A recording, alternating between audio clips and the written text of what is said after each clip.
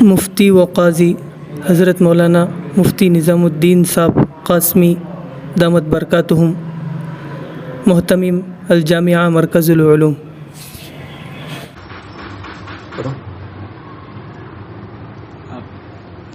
پڑھو دیجیے کیا سوالات پڑھو۔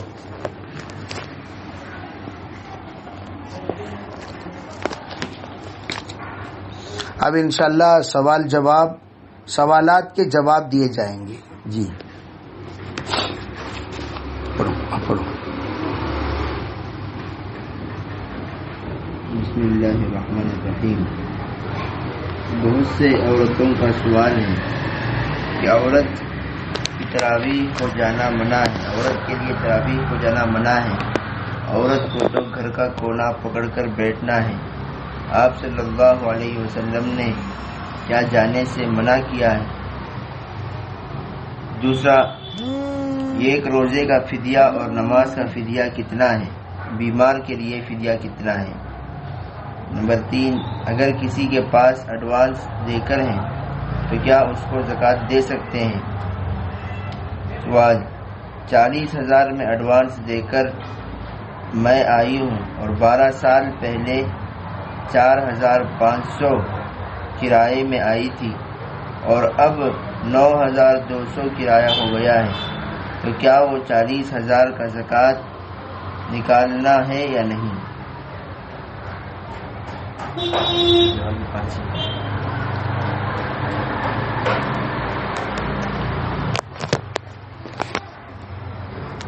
پہلا سوال مستورات کے سلسلے میں کہ مستورات کا تراویح کے لیے جانا منع ہے۔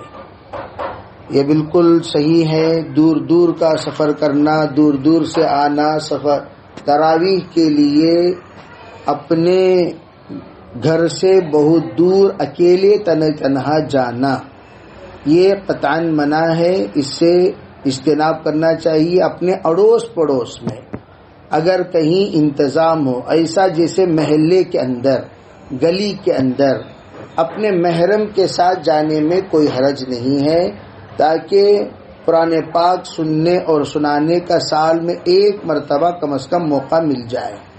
اب دیکھیے، دو باتیں ہیں۔ ایک تو یہ ہے، جیسے ختم بخاری کے سلسلے میں ایک سوال اٹھا، پڑوس ملک میں مدارس کی بڑی کثرت ہے، وہاں ہر محلے میں ختم بخاری کا معاملہ چل رہا ہے، اور ختم بخاری کا معاملے پر ہمارے اسلاف جو پڑوس ملک کے ہیں وہ کہنے لگے بھائی اس پر بہتر یہ ہے کہ یہ رسم کو ختم کیا جائے، تاکہ یہ ہر محلے میں ختم بخاری کا جو معاملہ چل رہا ہے اس کے سلسلے میں روک تھام ہو۔ لیکن ہندوستان کا معاملہ کیا ہے؟ ہندوستان کا معاملہ یہ ہے، یہاں بخاری کوئی جانتا ہی نہیں، پورے کرناٹک میں 3-4 جگہ پر ہے۔ اب رہی بات ہمارے محلے کا، ہمارے محلے میں حال یہ ہے، ہم نے جو یہاں پر تراویح کا سلسلہ شروع کیا، اس کے پیچھے ایک بہت بڑا پس منظر ہے۔ وہ یہ ہے کہ غیر مقلدین کا تقریباً ہمارے محلے میں 5 جگہوں پر لیڈیز تراویح ہوتی ہیں، اور ہماری عورتیں باقاعدہ وہاں جا رہی تھیں اور بہت ساری غیر مقلدین ہو رہی تھیں۔ اس کا پس منظر شاید آپ حضرات کو نہیں معلوم ہو۔ پھر اس کے بعد ارے بھی اب ان کو روکنا ہو تو کیا کرنا، تو کوئی نہ کوئی تو کام کرنا، کوئی نہ کوئی تو ترکیب اختیار کرنا، اس لیے کہ تراویح کا ایک ذوق پیدا ہوا ہے، تراویح کا ایک شوق پیدا ہو گیا ہے۔ اب ان کو کوئی ایسی جگہ پر بلاؤ جہاں پر ان کا ایمان محفوظ ہو، اعمال محفوظ ہو، عقائد محفوظ ہو، گمراہ ہونے سے بچیں۔ چنانچہ ہمارے اس محلے میں یہاں پر جو تراویح شروع کی گئی ہے اس کا پس منظر وہ احقاق حق اور ہمارے تحفظ عقائد کے لیے، تحفظ ایمان کے لیے، تحفظ یقین کے لیے، تحفظ اعمال کے لیے یہاں پر جوڑا گیا، تاکہ باطل سے ہم محفوظ ہوں۔ اور ایک بات میں آپ کو بتا دوں، تفسیر کا جو سلسلہ ہم نے یہاں شروع کیا، اس کے پیچھے بھی ایک پس منظر ہے کہ آپ کو میں ایڈریس تو نہیں دوں گا، ہمارے پیچھے کی گلی میں لیڈیز کی تفسیر چل رہی ہے، ہماری پیچھے کی گلی میں، جہاں پر تقریباً 20-25 عورتیں غیر مقلد کی تفسیر سننے کے لیے جڑ رہی ہیں، اور آج بھی جڑ رہی ہیں، جا رہی ہیں، آ رہی ہیں، اور ان میں سے بہت سارے غیر مقلد ہو چکے ہیں۔ جب مجھے یہ بات معلوم ہوئی میں نے یوں سوچا کہ بھئی یہاں ہم لوگ شروع کریں۔ دیکھو بعض لوگوں کو سیکھنے کا ایک شوق ہوتا ہے، بھئی وہاں قرآن پاک کا درس ہوتا، وہاں حدیث پاک کا درس ہوتا، تمہارے یہاں کیا ہوتا؟ خالی فضائل، خالی فضائل، خالی فضائل، خالی فضائل، ایک بھی مسائل نہیں۔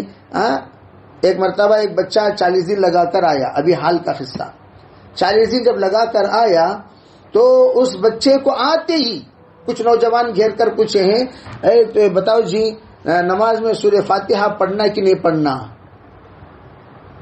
تمہیں جماعت میں جا کو کیا سیکھے؟ اب وہ بیچارہ جماعت میں ساتھیوں کے ساتھ وقت لگایا، کوئی عالم تو نہیں تھے، انہوں نے کوئی تفصیلات اس میں نہیں بتائی، اور وہ بتاتے بھی نہیں۔ جماعت میں تو اپنے مختصر بنیادی باتوں کی طرف توجہ دی جاتی ہے تاکہ وہ بچوں کے اندر ایمان و یقین کی مضبوطی پیدا ہو، اعمال کی مضبوطی پیدا ہو، ترغیب دیتے ہیں۔ جب یہ بات انہوں نے وہ بچے نے سنی، کہا نہیں بھیا ہم نہ کیا بھی وہ سب سکھائے نہیں، کیا جی فائدہ؟ 40 دن جب کو تمہیں نماز نہیں سیکھو تو کیا فائدہ؟ اس پر اتنا بڑا ہنگامہ ہوا۔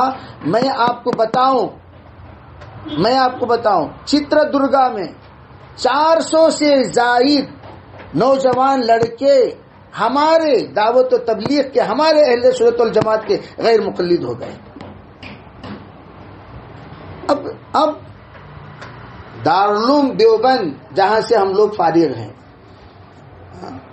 وہاں سے تو ہمیں ہمارے اکابر نے یوں بتایا کہ اس سلسلے میں اجتناب کیا جائے، لیکن اگر ہم اجتناب کرتے ہیں دوسرا باطل کا دروازہ کھلا ہوا ہے جہاں پر جا کر لوگ گمراہ ہو جائیں گے اور وہاں ہمارے ہاتھوں سے نکل جائیں گے۔ اب ہم نے اکابر سے مشورہ کیا ایسا ہو تو کیا کرنا؟ اب سدے باپ کے لیے، باطل کے سدے باپ کے لیے یہاں کا دروازہ کھولا گیا تاکہ عورتیں وہاں جانے کے بجائے یہاں آئے، تاکہ ان کی تراویح بھی ہو جائے اور تفسیر بھی ہو جائے اور تعلیم بھی ہو جائے، سیکھنا سکھانا بھی ہو جائے، عقائد بھی ان کے محفوظ ہو جائیں۔ اس کے لیے ورنہ مجھ سے اگر آپ فتویٰ پوچھیں گے کیا کسی جگہ پر اجتماعیت کے ساتھ مستورات تراویح کے لیے جوڑ سکتی ہیں تو میں کہوں گا مناسب نہیں ہے۔ اپنے گھروں میں نماز پر تراویح پڑھ لیں، یہی ان کے لیے بہتر ہوگا، افضل ہوگا۔ لیکن ہمارے محلے کا حال ان کو کیا معلوم؟ بھائی میں جو عرض کرنا چاہتا ہوں، میں اس لیے کھل کر کہنا چاہتا ہوں تاکہ آپ کے ذہنوں میں بھی یہ بات رہے کہ یہاں تراویح کوئی شوق سے نہیں شروع کیے بلکہ بہت ساری حکمتوں سے شروع کیے ہیں تاکہ ہمارے خواتین ہمارے پاس محفوظ رہیں۔ بہرحال دیکھو، ہمیشہ مفتی تقی عثمانی صاحب ایک مرتبہ یہاں جب تشریف لائے ہمارے علماء کے خصوصی مجلس میں کہنے لگے، ارے بھائی تم کہتے ہو فلاں اسکول مت جاؤ، فلاں اسکول مت جاؤ، فلاں اسکول مت جاؤ، اگر کوئی یوں پوچھے بتاؤ کون سی اسکول کو جائیں، کس اسکول کو جائیں، تو آپ کے پاس کیا اسکول کا نظم ہے جہاں پر آپ ایڈریس دے سکو، رہبری کر سکو؟ بھئی یہاں مت جاؤ، یہاں جاؤ، یہاں مت جاؤ کہنا تو آسان ہے، یہاں جاؤ کہنا مشکل ہے۔ فرمایا جب تک آپ یہاں مت جاؤ یہاں جاؤ کا نظم نہیں بناؤ گے تب تک آپ کا منع کرنا یہ ناقص رہے گا، اور ہمیشہ آپ کے فتوے کی غداری، آپ کے فتوے کی خلاف ورزی ایک بڑا مجمع کرتا رہے گا تا وقت کہ آپ دوسرا کوئی دروازہ ایسا نہ کھولو جہاں پر تم یہ کہہ سکو یہاں مت جاؤ یہاں جاؤ، یہ کالج کو مت جاؤ، پھر کام بھی جانا تو تمہیں کم از کم ایڈریس تو دینا نا، یہ کالج کو جاؤ بول کو، نکو جاؤ نا، یہ ہاسپٹل کو نکو جاؤ، ٹھیک ہے نہیں جاتے، پھر کیا کرنا، مر جانا روڈ پر اچھے جان دے دینا، دوسرے ہاسپٹل کا ایڈریس بتاؤ بھائی۔ تو یہ عقل مندی کہتے ہیں۔ ہم نے تراویح وہاں مت جاؤ فتویٰ تو دیا، اب لوگوں نے پوچھا کہاں جانا، پھر کہاں جانا، ہمارے عورتیں بولے کو تو سنتے نہیں، تب جا کر ہم نے یہاں نظم بنایا۔ چنانچہ ہمارے اور مستورات اچھی طرح جانتی ہیں، ایک زمانہ تھا کہ ہمارے یہاں بہت مختصر عورتیں آتی تھی، 3 4 5 6 بس، کل بھی اس کا تذکرہ ہو رہا تھا، کل پرسوں بھی، ایک زمانہ تھا 3 4 آتی تھی، اور پھر اس کے بعد ہوا 10 15 آنے لگی، پھر اس کے بعد چلتے چلتے چلتے اب الحمدللہ ایک 30 40 مستورات جو جڑ رہی ہیں، یہ اب اس سے کیا معلوم، حالانکہ ہم نے کسی کو دعوت نہیں دی، اللہ اچھی طرح اس بات سے واقف ہے اور آپ لوگ بھی جانتے ہیں، کسی کو ہم نے دعوت نہیں دی، اطلاع بھی لوگ پوچھتے ہیں کب ہے آپا تراوی. مجھ سے تو اس مرتبہ صرف ایک فون آیا، صرف ایک فون، اس کے علاوہ کسی نے فون نہیں کیا. تو اس کا مطلب کیا؟ لوگوں کے اندر شوق ہے، ذوق ہے. اگر ہم یہاں نہیں ترتیب بنائیں گے تو وہ وہاں جائیں گے جہاں پر ترتیب بنی ہوئی ہے، اور جہاں جانے سے ایمان کا خطرہ ہے، مذہب کا خطرہ ہے، مسلک کا خطرہ ہے اور عقائد کا خطرہ ہے. اس جگہ پر جائیں گے، تراویح تو 20 رکعت پڑھیں گے لیکن 20 طرح کے فتنے لے کر اپنے گھر آئیں گے. اس لیے ہم نے یہاں نظم بنایا. بہت اچھا ہوا آپ نے اس مضمون کا سوال کر لیا، مجھے بڑی خوشی ہوئی. آپ حضرات کی بیداری کے ہم لوگ مبارکبادی دیتے ہیں کہ ماشاءاللہ خواتین اتنی تو بیدار ہیں کہ مسلک کے سلسلے میں مضبوطی. یہاں سے کیا پتا چلا؟ ان کے اندر دیوبندیت ہے، مسلک اہل سنت والجماعت کا کچھ نہ کچھ احساس ہے، تبھی تو یہ سوال پیدا کرتے ہیں، ورنہ یہ سوال پیدا ہی نہ ہوتا. ماشاءاللہ مبارک ہو آپ حضرات کے سوال کا. اور جو جواب میں نے دیا یہ صرف ہمارے اس علاقے کے ماحول کو مد نظر رکھ کر ہیں، یہ سب کے لیے یہ فتویٰ نہیں ہے، سب کے لیے اجازت نہیں.